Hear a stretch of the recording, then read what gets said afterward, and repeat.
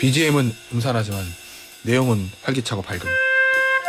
새롭게 한번 제가 리드 매트를 지금 만들어봤어요 지금. 어떻게요? 네, 좋죠, 아니 이거. 댓글에 가끔 BGM 좀 바꿔주세요 이런 거 있던데. 타짜인데 어떻게 바꿔 이거를? 바꿀 수가 없습니다 이거. 그래서 제가 우리가 음산한 거. 예. BGM은 음산해도 내용은 활기차다고 제가 아주 긍정적인 평가를 하지 않습니까? 근데 이 BGM은 갈 수밖에 없어요. 제목이 타짜라서. 여의도 타짜, 세 사람 타짜, 세 타짜, 아기 짝기 평경장. 윤태권 법무와 정치분석실장, 장성철 공동센터 소장, 김상래 정치평론가 나오셨습니다. 안녕하세요. 안녕하십니까? 근데 네. 다 그 사람들 죽거나 귀 잘리거나 뭐 이렇게 불행해지지 않아요? 왜냐면 고니는 내가 하려고 좋은 거. 최후의 승리자 고니는 제가 하고. 이대 나온 여자는. 예? 뭐 어떻게 찾아야죠. 일단 지역으로 보면은 우리 윤타짜가 거기지. 짝귀지. 짝귀. 경상도의 짝귀. 그리고 장성철 주장이 대전이에요. 대전이니까 평경장이네. 그러면 KTX에서 아이 그냥 그렇다는 거야 지역이. 알았어요. 악의는 없습니다. 열심히 하겠습니다. 예. 네. 알겠어요. 오늘 이거부터 좀 짚어보죠. 여의도 타짜에서 교육 얘기를 하게 될 날이 올 거라고는 저희가 별로 예상은 못했는데 어쨌든 일단 지금 수능 얼마 전에 대통령이 이제 킬러 문항 배제 맞아요. 얘기하고 이주호 교육부 장관도 얘기를 하고 이러면서 이제 묽어졌는데 새 타짜에 최근 일주일간 있었던 요 수능 관련된 사교육 관련된 요 얘기들 총평부터 좀 들어보죠. 누구부터 하실까? 장타짜? 원칙과 방향은 맞는데 이렇게 갑작스럽게 시행하는 것이 맞는 것이냐. 그러니까 시점이 문제가 있다라고 볼 수밖에 없습니다. 예. 지금 교육부 관계자들이나 여권의 핵심 관계자들, 대통령실 관계자들은 괜찮아요. 문제 없어요라고 하지만 지금 고3 학생들, 학부모들은 되게 혼란스럽고 거의 멘붕 수준이라고 하더라고요. 근데 지금 실질적으로 당사자들은 이거 어떡하지? 이거 이래도 되나? 이러고 있는데 지금 당국자들은 괜찮아 이러고 있거든요. 이게 지금 맞는 것이냐. 그래서 큰일 났어요. 큰 방향은 맞으나 시기가 문제였다. 그렇죠. 우리 김타짜는요. 이게 아주 기본적인 게 뭐냐면 인간 사회와 정글의 다른 점이 있잖아요. 그게 뭐냐면 심오한데. 네, 그게 예측 가능성이에요. 어. 정글 속으로 들어가면 예측 가능성이 없잖아요. 어. 그럼 예측 가능성이 없다는 거는 그 무한 투쟁을 해야 된다는 거예요. 모든 것에 대해서. 심지어 곤충 한 마리에도 이게 독이 있나? 물리면 죽나? 모르잖아요. 예. 불안에 떨어야 된다는 거예요. 그래서 인간 사회는 소위 말하는 사회계약설이라는 걸 중심으로 어렵다. 돌아가는 거거든요. 그러니까 모든 게 예측이 가능해요. 우리가 횡단보도를 왜 건널 수 있죠? 파란불에? 그때는 걷는 걸로. 파란불에는 차가 와서 날 안 칠 거라는 약속이 돼 있기 때문이거든요. 예측이 가능해. 근데 대통령이 지금 방향과 취지는 뭐 맞게 말씀을 하셨지만 예측 가능성을 주면서 말씀을 안 하신다는 게 문제예요. 그러니까 우리가 이런 방향으로 가는데 이런 방향으로 가기 위해서 이런 준비를 하고 이렇게 피해가 없게 좀 준비를 해서 이런 방향으로 좀 추진을 해봐. 이렇게 모든 사람이 좀 안심할 수 있고 준비할 수 있고 이런 시간을 줘야 되잖아요. 근데 이런 거랑 똑같은 거예요. 제가 이렇게 막 얘기하다 갑자기 이렇게 쳐요. 약간 놀라죠. 네? 그런 거랑 똑같은 거예요. 근데 내가 이거 한번 칠게. 라면 아무도 안 놀라거든. 준비가 돼 있기 때문에. 근데 지금 그런 부분이 굉장히 모든 부분에 있어서 이번 교육 문제뿐만 아니라 모든 부분에 있어서 대통령이 좀 부족한 부분이 보인다. 제가 옛날에 문재인 대통령 때도 원전 추진할 때 방송에서 그런 말씀을 드렸어요. 서울로 차를 몰고 갈 때 엑셀만 밟아서 갈 수가 없습니다. 어떤 데는 미시령이나 이런 데도 나타나는데 그 고갯길에서 엑셀만 밟아가지고 가면 어떻게 되죠? 떨어져 죽는 거예요. 알겠습니다. 윤타짜는. 뭐 비슷해요. 저도 이제 방향성과 안정성이라는 게 있지 않습니까? 방향성은 논쟁적일 수가 있어요. 네. 뭐 오른쪽이 맞다 왼쪽이 맞다 생각이 다를 수가 있고 물론 거기에 대해 가지고 최종적으로 대통령이 가닥을 잡아가는 거죠. 국정 운영에서. 하지만 안정성이란 건 논쟁적일 수가 없는 거잖아요. 어떤 방향을 가든지 간에 안정성이란 지켜야 되는 거니까 특히 이런 이 교육하고 입시 부분에서 그게 이제 좀 훼손돼 가고 있는 것 같다라는 거 있고 그리고 제 생각에 그렇다면은 기왕 이렇게 된 거 확 뒤집어 가지고 다 한번 이야기를 해봤으면 좋겠다는 생각이 들어요. 그래요? 그런 걸 선행을 했으면 그러니까 본질적으로 문제가 이 경쟁의 문제인 거잖아요. 그럼 이 경쟁이 되는데 뭐 애들이 힘들다고 해서 과목 줄이고 근데 그럼 등수는 또 매겨야 돼. 예. 그러니까 킬러 문항의 본질이라는 게 그거 아니겠습니까? 변별력만 어쨌든. 근데 이제 예. 뭐 킬러 문항은 하지 말고 예. 변별력은 또 하라. 이게 참 어려운 숙제예요. 그럼 뭐 해야 되겠지만은 그럼 그 본질은 뭐냐? 지금 이 수능으로 해서 줄 세우는 거 그런 것 때문에 수시 뭐 이렇게 가다가 조국 사태 터지면서 다시 정시 확대해라라고 해서 다 꼬여버렸어요. 제가 생각할 때는 이 꼬여 있는 상황에서 아니 이건 좀 고쳐야지, 이건 좀 고쳐야지 한다고 될 문제가 아닌 것 같아요. 그 대통령실과에서 나오는 얘기들을 종합을 해보면 야 이게 무슨 대통령의 뭐 지시가 뭐 진위가 잘못 전달되고 뭐 교육부에서 이게 아니고 이 킬러 문항 배제하는 거 왜냐하면 사교육비를 줄여야 되니까 그건 이미 작년 12월 올 3월에도 교육부 통해서 전달을 한 건데 교육부하고 교육과정평가원이 말을 안 들어. 그래서 6월 모평에도 킬러 문항을 반영이 안 냈어. 됐어. 그러니 이제 공개적으로 얘기할 수밖에 없어. 비공개를 할 수 있는 게 아니라 이거잖아요. 그렇죠. 지난 3월에 네. 이주호 교육부 장관이 대통령에게 사교육비 경감 대책을 보고하는 자리에서 네. 대통령께서 두 가지를 지시하셨다라는 거 아니겠습니까? 첫 번째, 컬러 문항 배제해라. 두 번째, 공교육에 충실한 변별력 있는 수능을 마련해라. 이렇게 얘기를 하면서 이거 보완해야 돼. 왜냐하면 이거 나가면은 또 사교육이 활성화되고 또 다른 혼란을 줄 수가 있으니까 네. 좀 조심해. 보완해야 돼. 그래서 6월 달에 모의평가에서 이런 대통령의 지시사항이 제대로 시행될 줄 알았는데 그래서 소리 소문 없이 그냥 시장에 메시지를 주고 싶었는데 그렇죠. 그게 안 되니 공개적으로 할 수밖에 없다. 이게 대통령실 입장이잖아요. 그렇죠. 네. 그런데 그것이 어느 정도 타당해요. 왜냐하면은 지난 3월 28일 날 어. 교육평가연구원에서 뭐라고 했냐면 올 수능 EBS 영감 체감도를 강화하겠다. 킬러 문항 출제 안 한다라고 이미 발표를 했어요. 공식적으로. 네. 그래서 기사도 많이 나왔어요. 네. 그래서 뭐 대통령이 지금 새롭게 뭐 킬러 문항 하지 말라고 갑자기 지시한 거 아니야. 이것도 말은 안 맞아요. 네. 그런데 그런데. 이런 것들을 혼란을 주고 불안하게 하고 막막하게 한 것이 좀 잘못됐다라고 말씀을 드리고 시스템적으로 참 우스운 게 이주호 교육부 장관 30년 이상 교육계에서 전문가로 활동해 왔잖아요. 네. 그런데 본인이 실수했다고 생각을 하는 건지 아니면 대통령을 보호해야 되겠다고 하는 건지는 그 진위를 알 수는 없지만 어. 제가 대통령께 입시 문제에 대해서 많이 배우고 있습니다. 이거는 아닌 것 같아요. 아무리 생각해도. 보호용 맞나? 보호용 맞아요.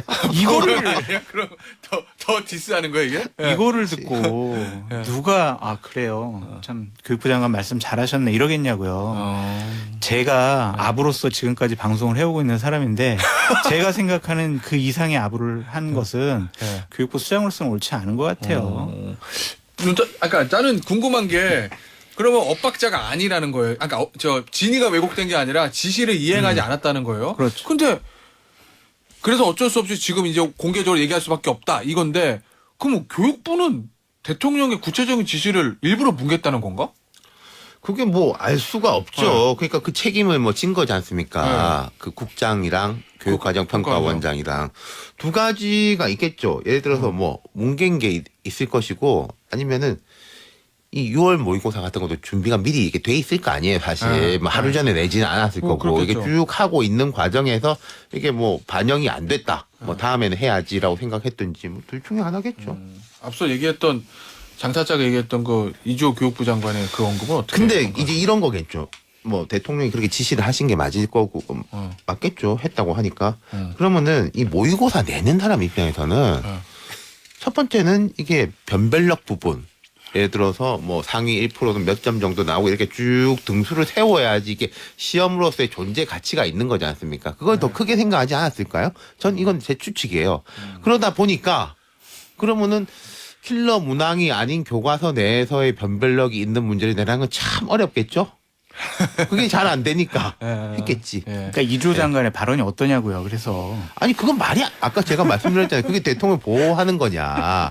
그래서 그 이주호 장관 발언도 그렇고 박대출? 누가 이제 뭐 박대출 그렇죠. 정책이 수사해서 이제 뭐 입시 전문가 이게 누가 이제 방송에 나와서 한 말인가 아니면 네. 뭐 한 부대변인 폄하하는 건 아니지만은 네. 부대변인 정도에 되는 부분이 한 말인가 싶었는데 정책위 의장이 하셨더라고요. 그거 보고 이제 깜짝 놀랐죠. 그건 대통령에 대해 가지고 좋은 이야기도 아니라고 생각해요. 예. 그럼 왜 그랬을까 근데? 그런 박대출 정책위의장이나 아니 그 민주당 때문에 비주류 그래요. 민주당. 민주당이 그 강선우 대변인이 아니 뭐가 민주당 때문이에요. 아니, 윤석열 바로- 의원실 보좌진들이니까 당연히 그러는 거지. 아니 그러니까 민주당 강선우 대변인이 뭐라고 했냐면 네. 좀 뭐 좀 모르면 가만히나 계시라. 그렇게 논평했어요. 이렇게 얘기를 하니까 그 다음날 이제 당정회의를 하면서 대통령 되게 잘 알고 계세요라는 것을 강조하기 위해서 그런 발언이 나왔던 것 같은데 좀 과한 것 같아요.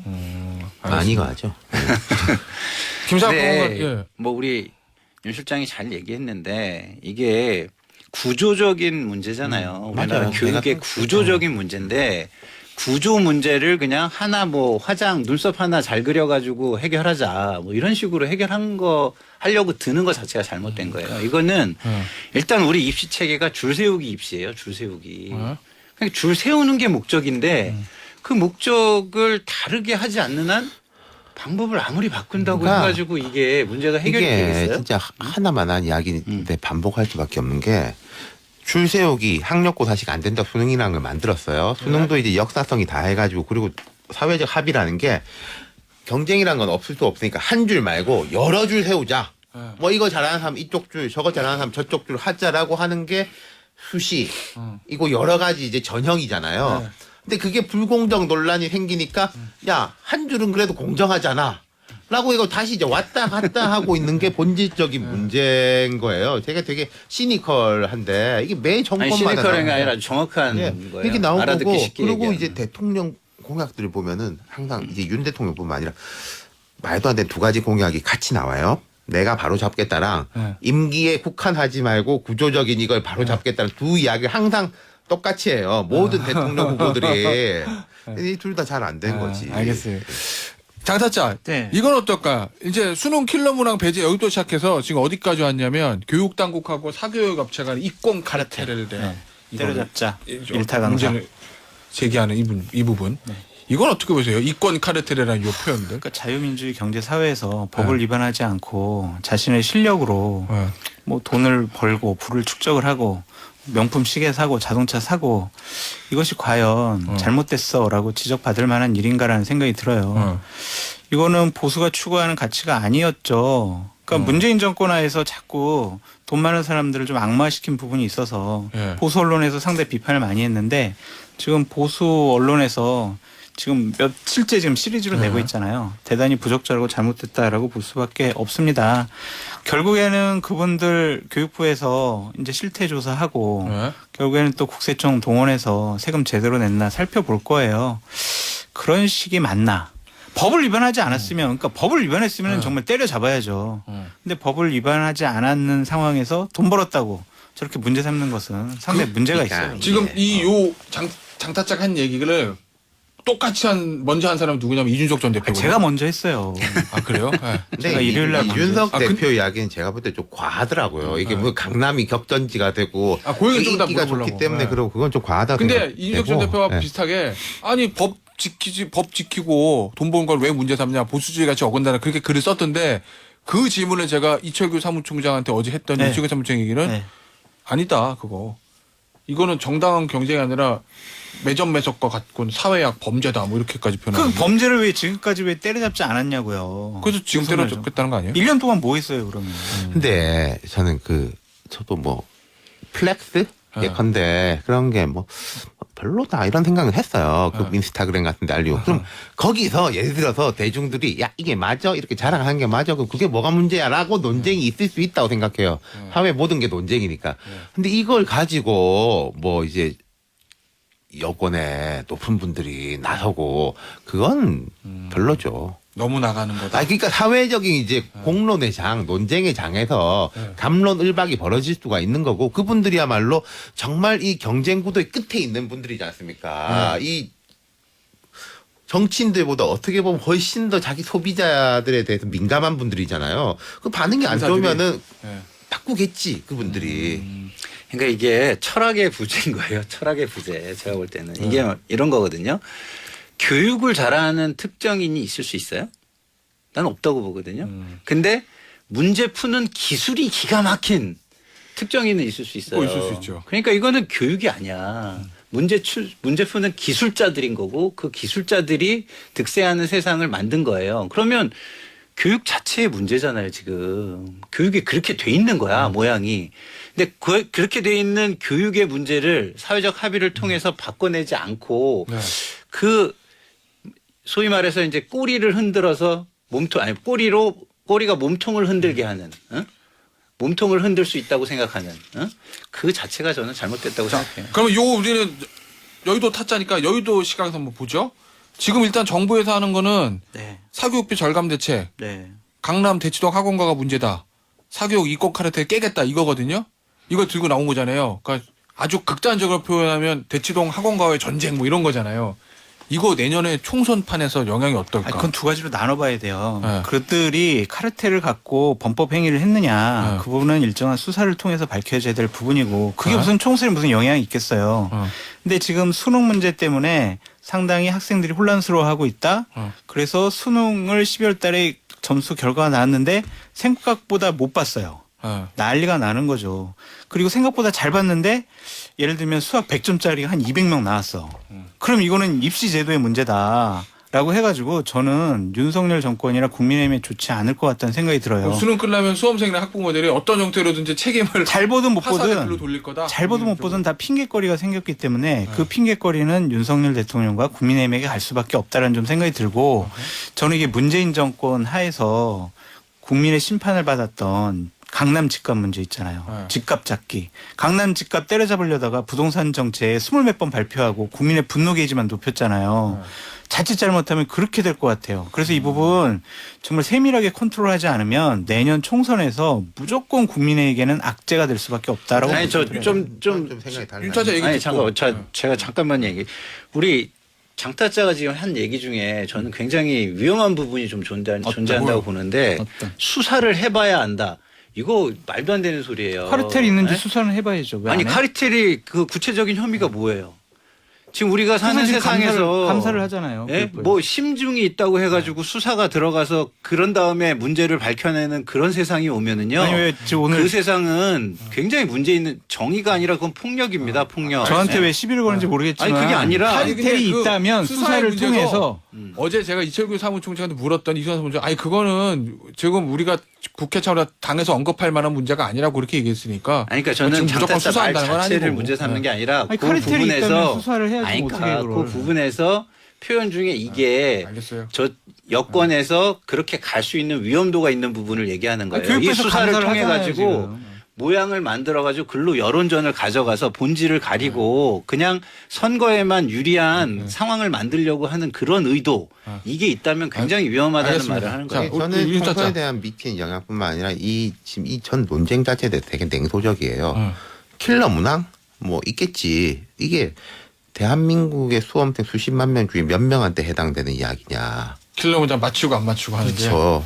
그러니까 이 변별력의 문제가 예를 들어서 이제 서울대 일부 학과 뭐 의대 이쪽에 해당하는 문제인 거고 이걸 보는 상당한 사람들은 되게 냉소적일 거란 말이에요. 이 지금 뭐 이게 이제 뭐 총선에 뭐 영향? 저는 총선의 영향도 잘 모르겠어요. 뭐 좋은 영향이 나쁜 영향인데. 그렇죠. 뭐 강남 목동 여기서 이걸로 시끌시끌 하겠지만은 그래가지고 그러면은 뭐 국힘 찍을 사람이 수능 때문에 민주당 찍고 뭐 민주당 찍을 사람이 반대로 가고 그러지도 않을 거라고 보고 이게 되게 그런 냉소를 더 심화시키는 쪽으로 작용할 거라고 저는 생각해요. 어떤 식으로 해결되든지 간에 과거에 제가 딱 지난 정부 때도 뭐 대통령이 뭐 수시 뭐 어쩌고 정시하고 그때도 그런 식의 냉소 줄 세우기하고 이 구조는 변하지도 않고 거기에 대해서는 아무도 말을 못해. 지금 막 민주당도 막 이야기하지만 대통령이 말 잘못하고 실수하고 우리가 아까 이야기했지만 그런 거 있잖아요. 뭐 대통령이 전문가다. 잘못된 거 맞지. 근데 여기서 그러면 우리는 이겁니다. 우리의 철학은 이겁니다. 말하는 사람이 있나요? 없죠. 없지. 그러니까 이거는 그렇게 밖에 이런 식으로 떠들다가 종결되는 걸로 갈 거로 보인다는 거예요. 제가 볼 때는. 그래서 이 얘기 받아서 질문하면 민주당의 정확한 지금 스탠스는 뭐예요? 민주당의 킬러 문항 스탠스는 배제도 이재명 대표 공약이었다며. 그렇죠. 방향이 틀리다는 소리를 그래서 안 하잖아요. 기본적으로 교육이 바른 방향으로 가야 된다는 건 공감을 하는데 방식이 잘못됐다라고 얘기를 하는 거잖아요. 그걸 이루는 방식이. 민주당이요? 그렇죠. 그래서 제가 이게 커질 수 없다라고 생각하는 게 그 정도인 거예요. 아니 근데 저는 상당히 내년 총선에 문제가 될 수밖에 없다라는 게 지금 어쨌든 학부모들과 학생들의 분위기가 상당히 심상치가 않고 이게 단순히 올해 고3들에게만 영향 끼치는 것이 아니라 고2, 고1 그리고 중학생들까지 다 혼란스러워하고 있고 그러니까 이게 뭐 잠깐만 학부모들이 그 다 학생들이 다르겠지. 그 학생들이 대략 6학년이라고 생각해 보면 대략 40만 명씩 6이면 240만 명. 네. 거기다 학부모 2명 곱하기 2 하면은 거의 500만 명 되거든요. 그 사람들이 입시에 상당히 민감해 있는 부분 생각해 보세요. 수능복이 몇 달 전부터 집에서 발꿈치 들고 다녀요. 애 신경 안 건드려고. 그런 상황에서 이거를 저는 건드려놔서 그건 전형적인 과장적 발언이라고 생각해요. 아까 제가 말씀드린 킬러 문항이라든지 뭐 서울대 입시가 이렇게 되는 거에 대해서 영향을 받는 사람이 얼마일 것이며 이런 부분으로 해서 제가 좀 더 과하게 말하고 싶은 건요. 교육에서 구조 부분을 바꿔야 될 거를 이 싸움으로 가리게 되는 거예요. 이런 오히려? 싸움으로 인해 가지고 그치. 실제로 별로 상관도 없는 건데 와 싸움 구경하기 재밌잖아. 학 40만 명, 200만, 500만 명이 이거에 대해서 영향받는 사람이 얼마나 있겠어요. 실제로 공교육이 어떻게 될 것이며 뭐 말하자면 MB 때 마이스트고를 어떻게 할 것이며 그런 구조에 대한 걸 덮어버리는 효과를 가지고 오는 거죠. 근데 분명한 거는요. 이게 그 여당한테는 지금 정권한테는 별로 좋진 않아요. 그치. 이게 뭐 그 정도가 어느 정도는 모르겠지만 좋진 않다는 게 아니, 있고요. 김태곤 실장님 네. 자녀가 좀 네. 어려가지고 아직 입시에 알겠습니다. 대해서 자, 광고 들어야 돼요. 자, 여의도 타짜 3부로 돌아왔고요. 그 수능 얘기는 이제 2부에서 마무리. 3부에서는 다른 얘기 좀 해볼게요. 뭐 해볼까? 양당 지난주 그래도 최근에 있었던 가장 큰 이벤트 양당 교섭단체 대표 연설 좀 얘기해볼게요. 이거 어떻게 봤어요? 저 장타투부터 할까? 이재명 대표의 불체포 특권 포기 선언. 거짓말을 또 하시는구나 라는 좀 생각이 들었습니다. 거짓말인지 아닌지 지켜봐야 되는 거잖아요. 여태까지 계속 많이 약속을 했었잖아요. 근데 지키지 않았단 말이에요. 그런데 이제 이성만 윤관석 의원 딱 체포동의안 부결된 이후에 본인에 대한 체포동의안이 생각해보면 이제 안 올 것 같거든. 그래서 그래. 이번에 이건 질러도 되겠다라고 생각을 한 것 같은데 진정성이 있으려면은요. 윤관석 이성만 의원 체포동의안 처리되기 전에 이 약속을 해야 되고 그리고 지금 민주당에서 뭐라 그래요? 아, 이거는 이재명 당대표에 국한된 거지 민주당 의원들에게 해당된 건 아니야. 개별적으로 봐야 된다. 어제 송갑석 최고위원 인터뷰에서도 사안마다 좀 다르다 이렇게 아, 이게 얘기했어요. 뭐예요, 그러면 이게. 그러니까 잣대는 공정해야 되고 모든 사람에게 동일하게 적용이 돼야지 나는 이거 불체포특권 포기할게. 근데 하지만 우리 당 의원들은 아니야. 이게 뭐냐고요. 그래서 말장난한 거고 거짓말한 거 아니냐. 네. 정치인의 말의 무게는 상당히 무거워야 되는데 너무 가볍게 접근하신 것 같아요. 이건 김타짜 얘기 좀 네. 들어가야 돼요. 잘한 거, 이거는요. 이거 승부수입니까? 아니면 자충수입니까? 뭐 승부수죠. 승부수고 왜냐하면 불체포 특권이라는 거는 제가 계속 구조의 문제를 얘기하는데 이건 구조예요. 구조. 구조기 때문에 개인의 결단이나 개인의 특별한 방식을 통해서만 해소가 되는 거잖아요. 한마디로 여기서 이재명 당대표도 이걸 포기하는 방법은 개인적으로 비회기 기간에 영장이 오게 하거나 아니면 자기가 주도해서 이것만큼은 당론으로 가결적으로 정해달라. 예전에 권성동 의원처럼. 그렇죠. 그렇게 하지 않는 한 이거는 그냥 헌법에 있는 구조예요. 구조기 때문에 이거를 인위적으로 포기하는 건 불가능해요. 그렇죠. 이론적으로. 그러니까 당에서 압박을 하거나 개인적으로 결단을 하거나 이렇게 해야 되는 문제거든요. 근데 제가 볼 때 이런 원칙은 있어야 될 것 같아요. 그 당에서도 당규에 조금 있지만 이게 스테이트 바이올런스 다시 말해서 국가 폭력 이런 거에 해당하는 거라든가 아니면 뭐 컬렉티브 바이올런스 그러니까 집단적으로 한 사람을 매도하는 그런 거에 의거한 거가 아니면 개별 사안에 대해서는 불체포 특권은 기본적으로 우리는 행사하지 않는다라는 어떤 선언, 서약 이런 걸 통해서 개별적인 방안을 강구하는 것 정도는 그런 기준 정도는 이재명 대표가 잘했다는 거예요 이번에? 못했다는 거. 잘한 거죠. 이거 승부수지. 저도 한 거 안 한 거 생각해 보면 한 게 잘한 거 맞아요. 그리고 이제 뭐 앞으로 자충수가 될 거다라는 시각들이 있는데 그럼 거기에 대해서 내가 이거에 대한 부담을 진다는 것도 보여주는 거잖아요. 사람들에게. 그리고 사람들이 그렇게 인식하는 거잖아요. 나중에 그렇게 하려면 어떡하려고 저러지? 내가 그 부담까지 진다는 거 보여주니까 잘한 거죠. 그러면 이걸 받아서 김기현 대표가 뭐 의원들 먼저 서약서 내자. 뭐 이 부분은. 그건 뭐 그냥 하는 소리인 것 같고 그럼 뭐 국민의힘은 하면 되지. 지금도 하고 있잖아요. 민주당은 어떻게 한답니까? 그럼 민주당은 안 하면은 안 하고 욕 먹으면 되는 거예요. 제 생각엔 그래요. 이게 안 하고 불체- 총선에 지면 되는 거지. 그리고 이제 불체포 특권을 해가지고 구속영장이 체포 동의안이 기각된다라는 게 무죄 증명서가 아닌 거잖아요.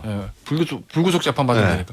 민주당도 그 제안 서약서 사인한답니까? 아니 저는 뭐 아직 그런 분위기는 아직은 없지만 당연히 해야 된다고 보고요. 총선에서 이기려면 해야죠. 대신에 좀 일정 정도 불안감이 있을 거예요. 왜냐하면 집권당이 아니니까 선택적 권력 사용에 대한 불안감이 있을 건데 아까 제가 얘기했듯이 국가폭력이나 이런 정도의 거에 대해서는 뭐 제외하고 그 외에 개별적인 어떤 범죄 혐의에 대해서는 뭐 받아들이겠다. 어? 그 실질 심사에 스스로 그 참여하겠다. 이런 서약 정도는 해주는 게 총선을 위해서 좋은 방법이죠. 선택적인 약속은 거짓말이고 진정성이 없다라고 볼 수밖에 없다. 그러니까 그런 진작 저런 얘기를 하고 약속을 하지라고 인정을 해줄 수는 있어요. 네. 지금이라도 한 거 다행이다라고 생각이 드는데 어쨌든 이거는 선택적이잖아요. 그건 잘못됐어요.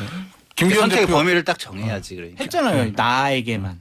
이건 말이 안 되죠. 나에게 김기현 대표 교섭단체 대표연설 좀 그 평가해 보죠. 여권의 당대표 대표 연설은 전 처음 보는 형태였어요. 어떤 그러니까 되게 공격적이었잖아요. 그 예를 들면 전 정부 비판하면서 손 막 흔들고 이랬던 거. 네, 그런 공격적인 여당의 당대표 연설은 처음 봤어요. 그래서 잘한 것 같아요, 못한 거. 저는 잘하지 않은 것 같아요. 왜냐하면 여당의 당대표는 그래도 국가 지도자급이거든요. 네.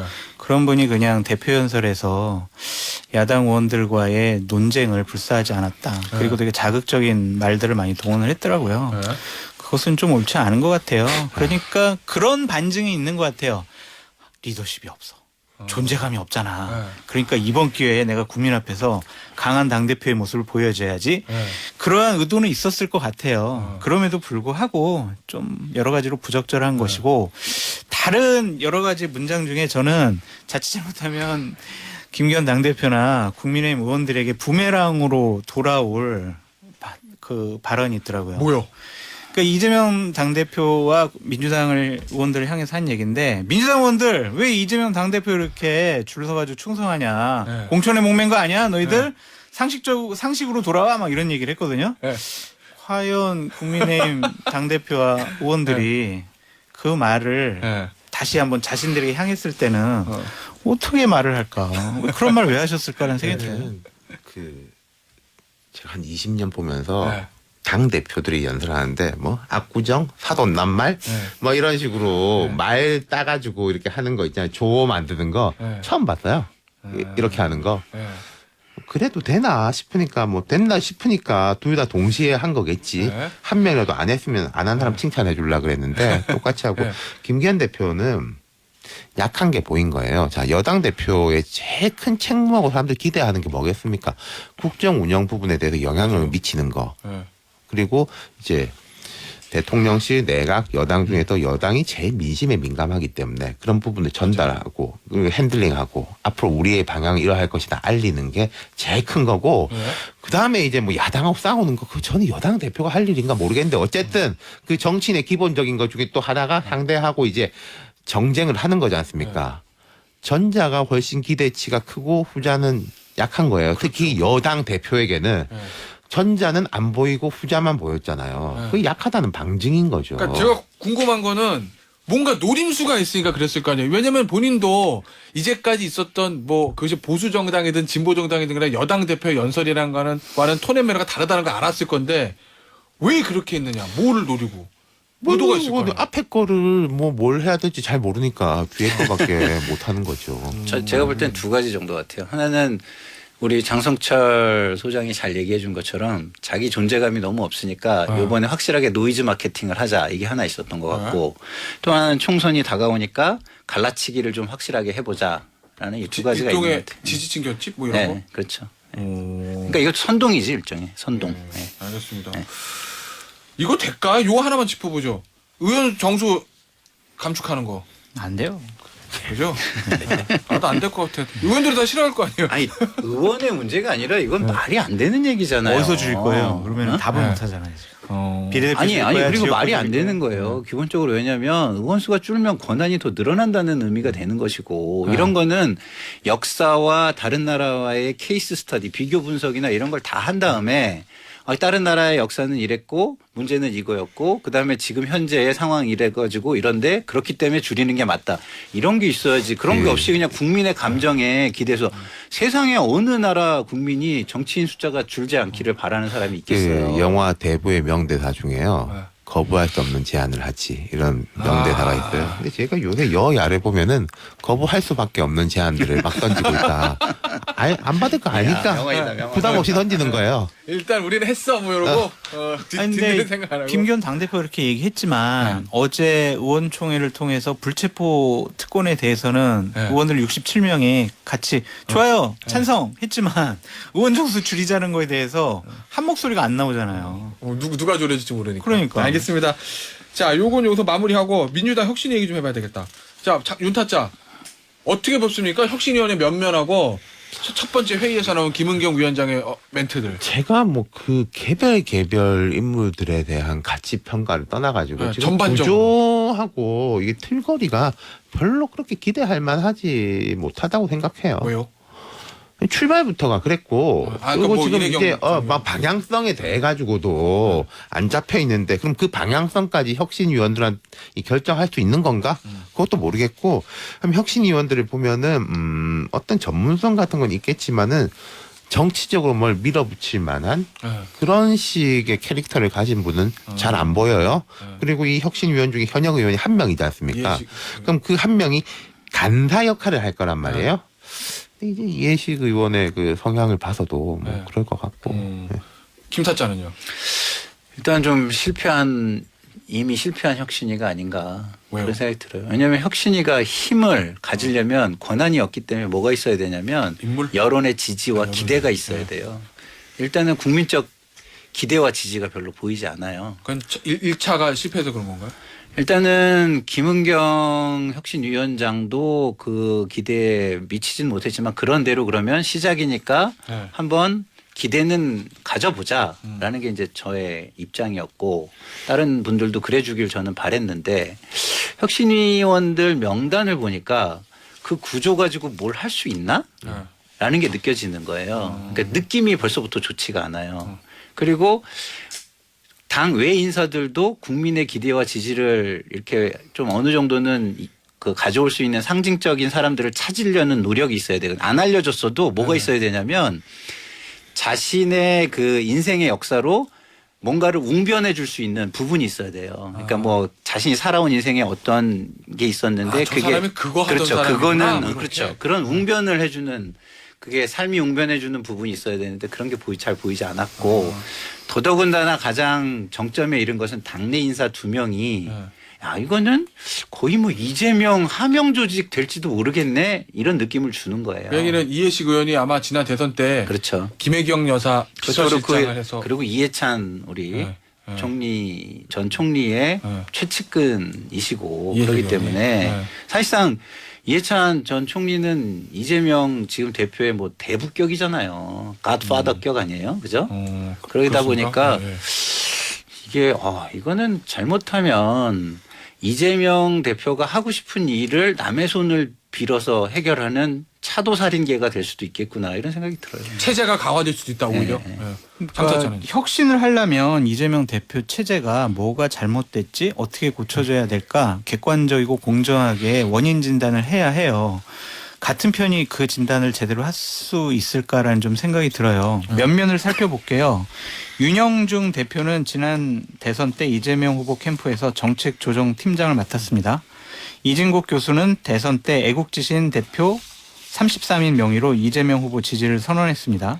차지호 교수는 대선 때 이재명 대표의 후보 등록 대리인이었습니다.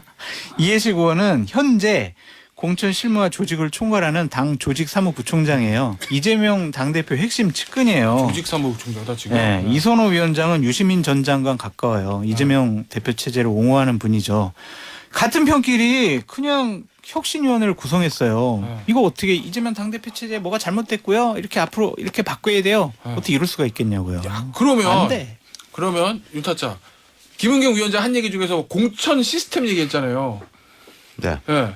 그러면은 공천을 건드려 가지고 예를 들면 중진 위원들 정리할 수 있는 판을 만들 수도 있는 건가? 그러니까 지금 이 혁신위에 대해 가지고 민주당 사람들이 이제 되게 상반된 이야기를 해요. 아, 혁신위 잘할 거다라고 합니다. 공천 이런 이야기. 아, 그거는 그 앞에 이미 우리가 합의해 가지고 만들어 놓은 대강의 룰이 있기 때문에 그게 이제 크게 흔들리지 않을 거다. 말하자면 안정성을 강조하는 불안감을 잠재우려 하는 그 두 이야기는 동시에 성립되지 않는 이야기예요. 그럼 둘이 성립되지 않는다라면은 제일 가능성이 높은 거는 이대로. 이대로. 그러면은 공천 파동 뭐 이런 거는 별로 아니 불안할 혁신위가 거 이럴 수는 있겠죠. 이러이러한 공천 룰을 하라고 권고? 권고할 수 있겠죠. 근데 그 권고가 아주 구체적인 수준이 될 것이냐, 아니면 좋은 말 다 갖다 붙일 수 있지. 뭐 안정적이고 개혁적이고 뭐 이제 개파보다는 이제 의정 활동과 미래 비전을 중시하는 공천이 되도록 하길 바란다라고 하면은 그거 누가 반대하겠어요. 좋은 말씀입니다라고 하는 거지. 제가 혁신위를 좀 기대할 때는 김은경 위원장이 학자 출신이잖아요. 학자 출신들은 기본적으로 그 프로시저가 좀 전 있다고 보거든요. 그게 뭐냐면 논리적 프로시저가 뭐냐면 일단은 평가 진단이에요. 평가 진단. 그럼 평가 진단을 해서 뭐가 제일 큰 문제인지를 도출을 해야 돼요. 그럼 지금 민주당의 문제를 바꾸는 게 혁신이잖아요. 그럼 그거를 하려면 어떻게 해야 돼요? 우리 대선에 왜 졌지? 문재인 정부에서 도대체 우리가 뭘 잘못했지? 국민의 기대에 뭘 어긋나게 했지? 이재명 대표 1년간 우리가 뭘 잘못했길래 반사이익 하나도 못 받고 여기까지 왔지? 이거 진단해야 되잖아요. 이거 진단 안 하고 자기 주장을 하면 그게 계몽이지 계몽. 예. 알겠습니다. 자, 다음 주제 좀 보죠. 내년 총선 얘기인데 신당 얘기를 자꾸 나와요. 장타짜가 사실은 지난번에 금태섭 전 의원 신당 나왔을 때 정치권에 뭐 다른 버전들이 여러 개 있다. 네. 근데 장타짜가 말한 게 그건지 모르겠는데 지금 뭐 양양자 의원 신당 얘기도 나오고 정의당 재창당한다는 얘기도 나오고 그렇죠. 거기다가 김종인 급기야 위원장도 나오고. 뭐 누구야? 김종인 위원장도 김종인 위원장은 모임 하나 만들었잖아요. 아까 금태섭 전 의원이랑 같이 만든 거 아니에요? 아니 따로 또 따로 본인이 있어요? 따로 무슨 모임 하나 만들었어요. 아 그래요? 네. 자 거기에 조국 신당설까지 나왔는데 일단 조국 신당설 이거 실체 있는 겁니까? 실체는 있습니다. 본인이 어떤 기자들에게 그런 얘기를 했었고, 네. 그다음에 주위에 본인이 당만든다고 그랬어요? 조국 전 장관. 신당 그런 만든다고 얘기를 이야기했어요? 예. 언제? 그냥 그게 보도는 되지 않았는데 아. 네. 통화를 사적으로? 하면서 그런 얘기를 했었고. 나 신당 만들 수도 있습니다. 그래서? 주위분 민주당이 나에게 공천을 주지 않을 것 같아. 근데 나는 정치적으로 네. 나의 명예를 회복을 해야 돼. 그럼 네. 내가 신당 만들 수밖에 없을 것 같아. 이런 식의 이제 얘기를 하고 아, 주위 그래요? 분들에게도 장성철 기자에게 한 얘기입니까? 아니요. 네. 그리고 이제 주위 분들에게 내가 이제 어떻게 해야 되나. 신당 만들어야 되는 거 아니냐 그런 상의를 많이 했다고 해요. 네. 그리고 지금 며칠째 조국 신당설 얘기가 나오고 있는데 네. 본인 입으로 저 신당 안 만들어요 얘기를 안 하잖아요. 그럼 이건 실체가 있을 수밖에 없다. 근데 이제 분위기를 보고 있다, 눈치를 보고 있다라고 볼 수밖에 없어요. 속마음과 별개로 이건 근데 흔히 말하는 제3세력하고는 궤가 다른 거죠. 신당은 만들 건 말건 간에 이게 네. 민주당 쪽인 건데 여러 전략적으로 뭐 같이 하기 좀 불편함이라든지 서로 뭐 그런 게 있다면 제3시대는 네, 아니지. 그러니까 다른 거고. 근데 저는 뭐 되겠나 싶은데 이런 건 있을 거예요. 실체라는 게 무슨 말이냐면은 조국 전 장관보다 주위에 있는 분들이 있어요. 그럼 자 민주당이 이제 부류가 이런 부류가 있을 거 아니겠습니까? 친명, 비명 뭐 있잖아. 그래서 이제 비명 지역구에 붙어가지고 있는 그 경합하겠다라는 친명 원외 정치인들이 있잖아요. 네. 뭐 수박 뭐 이렇게 하면서. 윤영찬 의원 지역의 네, 현근택 뭐 부원장. 근데 뭐 이제 이렇게. 거기에도 못 끼는 분들이 뒤늦은 분들이 있단 말이에요. 그럼 그분들은 조국 전 장관과 뭐 손을 잡고 이쪽 이제 간판으로 하려고 하는 분들이 있어요. 그럼 그분들이 이제 신당 실체설의 근거가 되는 거죠. 만약에 예. 뭐 지금 선거법이 어떻게 될지 모르겠는데 지난 총선대로 선거가 그대로 그로 치러진다고 하면 네. 열린우리당이 나름 몇 석 얻었잖아요. 그렇죠. 열린우리당 아니라 열린민주당. 열린민주당. 그러면 조국 전 장관이 신당 만들어서 그런 식으로 해가지고 비례대표 1, 2, 3, 4 뭐 이렇게 될 수도 있나요? 그렇죠. 열성 지지자들 네. 모아가지고. 지난번 선거법은 최악의 선거법이었고요. 어. 그게 다시 된다면 뭐 그럴 가능성은 너무 어. 크다. 특히 그런 이유는 국민들의 양당에 대한 실망감과 피로감이 굉장히 커져 있다는 걸 알고 있기 때문이에요. 그래서 이거에 대한 어떤 중도층으로 이탈, 양당을 지지했거나 비판적 지지했던 사람들이 중도층으로 이탈하는 속도가 상당히 좀 빠른 게 느껴지기 때문에 그 지대를 어떻게든 좀 확보해 보려는 욕심들이 지금 생겨나고 있다. 근데 이게 문제는 뭐냐면 아까 우리 김종인 전 비대위원장께서 굉장히 좋은 얘기 하셨더라고요. 비전이 명확해야 된다. 국민들이 지금 원하는 부분에 대한 구체적이고 명확한 비전이 있어야 된다. 그게 없어요. 근데 그게 없으면 제가 아까 계몽 얘기했잖아요. 이거는 계몽이 아니라 개몽이에요. 개몽. 개구미의 개구. 그러니까 이런 거잖아요. 방금 말씀하신 것처럼 지금 양당 구조의 문제고 이게 제대로 안 돌아가니까 그게 잘 됐지 안 됐지 모르겠지만 뭐 금태섭 양향자 등등 하는 분들은 그렇기 때문에 우리 가운데 삼지대 말하자면 뭐 비타협적 중도주의 뭐 이런 게 필요하다라는 방향인 거잖아요. 그래서 이게 잘 될까 하면서도 그게 됐으면 좋겠다는 기대도 있는 거고. 근데 이른바 조국 신당설이라는 것은 민주당이 제대로 못 싸워. 더 나가야 돼라고 하는 왼쪽에 존재하는 거니까 완전 궤가 다른 건 거죠. 저 김종인 위원장님은 이제 이 정치권의 관여나 개입을 이제 그만하시고 좀 옳고 뭐 명분 있는 얘기도 그만하셨으면 좋겠어요. 뭐요? 박근혜한테도 속고 문재인한테도 속고 윤석열한테 속았다고 본인 입으로 얘기했잖아요. 3번이나 속으신 분이 뭘 또 정치판에 새로운 분위기를 불러일으키려고 하실 건지 저 이제 그만하셨으면 좋겠어요. 왜냐면 비껴줘야 또 다른 분들이 또 적극적으로 일을 할 수가 있거든요. 알겠습니다. 이건 뭐 장타짜의 개인 의견이고. 왜요? 뭐 문제 발언이에요 이게? 아니요, 그냥 그렇다는 얘기예요. 아유. 자, 김준성님께서 문재인 전 대통령 지원으로 창당할 가능성이 있다고 봅니다. 하면서 조국 신당 만들면 문 전 대통령 지원할 수도 있다. 뭐 이 개인 의견 주셨는데 그럴까? 아니 그냥 무슨 병풍 역할이나 그래 내가 뭐 이분들하고 친하게 지내고 있어요라는 이미지만 줄 뿐이지 적극적으로 나서가지고 이 신당 밀어주세요 뭐 이러겠냐고요. 근데 우리가 간과하는 게 있는데 지금 옛날에 문재인 지지 세력, 조국 지지 세력 중에 상당수가 이재명 지지 세력으로 이동해 있다는 거예요. 그럼요. 그럼요. 알겠습니다. 그 부분을 네. 간과하는 거예요. 네. 자, 이제 마무리할 때 됐는데 요거 제가 김종인 비대위원장한테 그거 물어봤거든요. 앞으로 별의 순간을 잡을 만한 정치인 있습니까? 했더니 딱히 대답은 안 했더라고. 아니 본인은 책임지셔야 돼요. 아니, 이제 그럼 자꾸 상사자 후수 있어요? 뭐요? 별의 순간 잡을 만한 사람? 없어요. 한 명씩만 얘기해 봅시다. 한동훈 없어요? 장관님 지금 국민의힘이나 뭐 이렇게 해서 네. 1등 나오시던데. 여러 아, 가지. 그래요? 네. 네. 뭔가 의도가 있는 것 같은데. 장타짜는 우리 김타짜는요. 기본적으로 난세가 영웅을 만든다고 저는 보고요. 이 난세가 깊어지면 어디선가 툭 튀어나올 거라고 저는 보는데 아직은 그 난세가 진행 중이다. 그래서 조금 더 기다려야 된다 이런 생각이 듭니다. 김타짜는요. 그냥 뭐 난세 안 난세를 떠나가지고 지금 난세. 그러니까 시기적으로 대통령 이미 초반이고 총선 지나야지 그런 게 보일 거지. 지금은 뭐 총선 지나야 하긴 또 김종인 위원장도 총선 지나야 보자 뭐 이렇게 얘기를 하긴 했습니다. 오늘 영상 마무리할게요. 장타짜, 김타짜, 윤타짜였어요. 감사합니다. 감사합니다.